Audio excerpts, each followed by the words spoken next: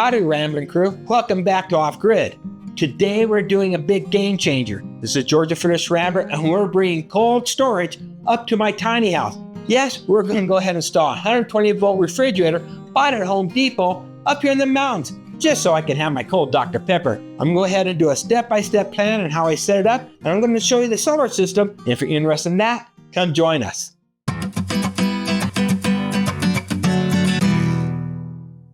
You just might think it's difficult to set up a refrigerator in an off-grid situation way up in the mountains, but it's not, as long as you do the correct planning. And I kind of show you that. I'm talking about setting up a 400 watt solar array, running a 2000 watt inverter, having a power bank of batteries enough to run a concert up here. Well, at least to run my refrigerator. I'm going to go ahead and show you step by step how I came up with my power needs, the wiring and my diagram I set up here to run my refrigerator to certainly get my cold drinks. So let's go ahead and show you all this stuff. Here's what we're working with. An efficient refrigerator, 297 kilowatt hours per year. That's about 0.8 kilowatt hours per day. A 400 watt solar array here on the roof. A 2000 watt, 120 volt pure sine wave inverter. And 7 100 amp hour 12 volt batteries for storage. That's 700 amp hours total, or roughly 8.4 kilowatt hours of usable energy. Now this is really not a massive off-grid system, but for a single efficient refrigerator and a few lights, this is a powerhouse. Now let's go ahead and do some backyard math here to see if our solar system is going to work for that refrigerator. As I explained here, and if I do my math, that the refrigerator itself uses about 0.8 kilowatt hours per day. That's basically the 297 divided by 365. That's how many days are in the year. Give me about 0.813 kilowatt hours. Now, my solar array here on the roof is a 400 watt solar array, and it will produce in really good sunlight about 1.6 to 2 kilowatt hours, and that's per day. So that should be ample enough of electricity to run the refrigerator and certainly recharge the batteries. Now, thinking about the battery bank, I have 7 100 amp hour batteries set up in parallel, giving me about 700 amp hours of backup energy to run that refrigerator. What does that mean to me? Well, I have 8.4 kilowatt hours of energy stored up in those batteries for my usage. Well, if I think about just draining these batteries to about 50%, though these are lithium ions and I can go to 90%, that gives me 4.2 kilowatts of energy that I can use up. Now that's 5 days of autonomy if I'm using 0.8 kilowatts for that refrigerator. That means no sunlight in the panel, my refrigerator still will run. That's pretty good odds. The first step is getting that fridge unboxed and put into position. Now I went ahead and went with a tiny model to fit into this tiny little house. But really the most important part for me was this kilowatt hours, that it needed to be under 300, and that way it's pretty easy to set up that solar system. Now, a lot of times when you're thinking about this backyard math, people make it really difficult on little nuances and trying to get that system being perfect. This isn't how I work. I'm just going to do an outline to figure out, do I basically have enough solar cells and certainly enough battery power to run my system? So this is how we do it. I know my fridge requires us to use 0.8 kilowatt hours per day, or 800 watt hours of battery. Well, in this case, I also want to have 3 days of autonomy. Autonomy means if it rains or snow, I'm getting no sunlight to my solar panels, how many days can my batteries last before they run out? Well, I'm using lithium ion batteries, so I can basically draw them down to 100%, at least 90%.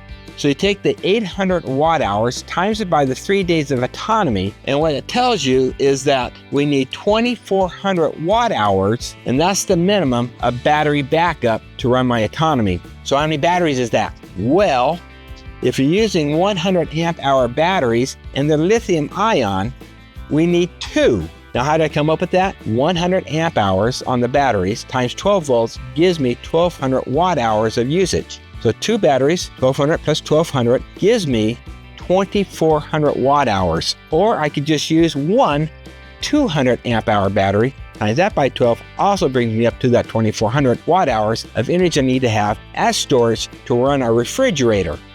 And that's for 3 days. Now let's go and look at our solar array. Now our solar array deals with how many panels I need to have minimum to run my system. Of course, I need to fill up these 2 batteries down here, and plus the extra batteries I just might have. Now I do know that I have 800 watt hours I need per day. So right here, I moved it over, 800 watt hours per day. I have 5 hours of sunshine per day, and that's just kind of an average that people use. And with that, I just take 800 watt hours, divide that by 5 hours, and that's sunshine per day, gives me a need of 160 watts coming from my solar panel. So I need 200 watt minimum of solar panels. That can be 2 100 watt solar panels, just one 200 watt solar panel. Whatever the case may be, you need to get that 200 watts to have this system particularly run. From these calculations, I can then design my system and install it. Now I love to beef things up, so I'm doubling everything. What does that mean? I'm upgrading my tiny house power system by doubling my solar setup from 200 watts to a full 400 watts. Let's dive in and see how it's all coming together. We're using 4 100 watt Thunderbolt solar panels. Well, here it is, the solar panel. Woohoo! Well, I need to take the cardboard off. Now here's the layout.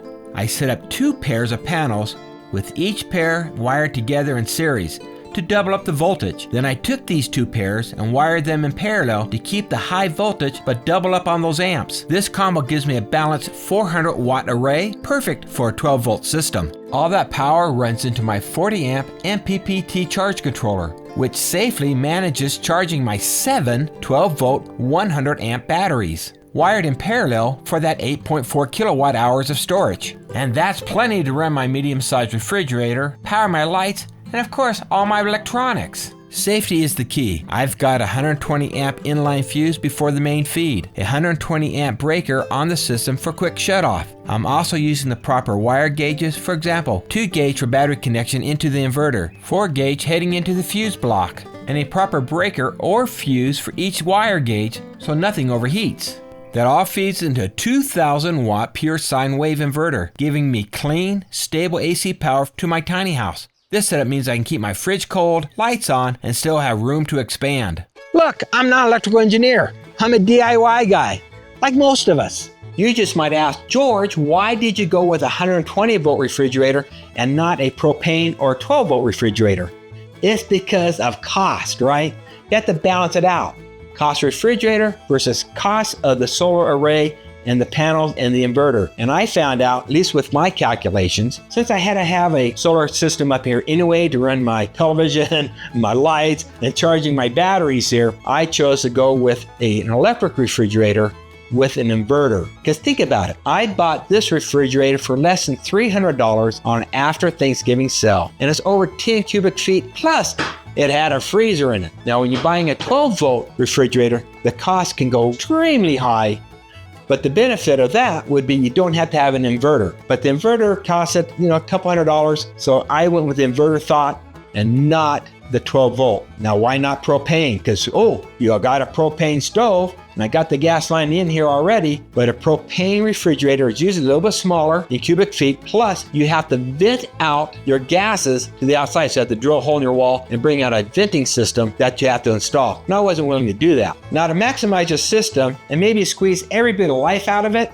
I have a few tips for you. What you want to do is set your refrigerator to about 37 degrees. Any colder than that is a waste of energy. Plus, if you keep a lot of water bottles in here, what it does is stabilizes the temperature within the refrigerator and allows the compressor to work less. Now placement does matter.